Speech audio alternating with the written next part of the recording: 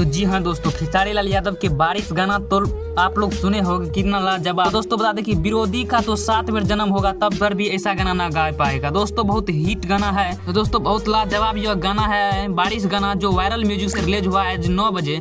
दोस्तों इसी गाना के बारे में अभी देंगे आप लोगों को फुल जानकारी, तो बने रहिए इस वीडियो में। इससे पहले प्लीज दोस्तों आप लोग हमारे चैनल पर पहली बार आए हैं तो छोटे भाई समझ कर हमारे चैनल को सब्सक्राइब कर लेना।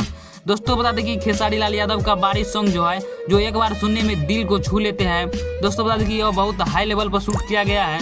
दोस्तों यह बारिश तो मेरे प्यारे दोस्तों आप लोग यह गाना को सुने होंगे तो कितना लाजवाब है, आप लोग कमेंट में जरूर बताइए। दोस्तों बता दें कि खेसारी लाल यादव के फैन के द्वारा इस गाना को बहुत अच्छा अभी यूट्यूब पर प्यार दिया जा रहा है। दोस्तों बता दें कि इस गाना को अभी 4 लाख व्यू मिल चुका है।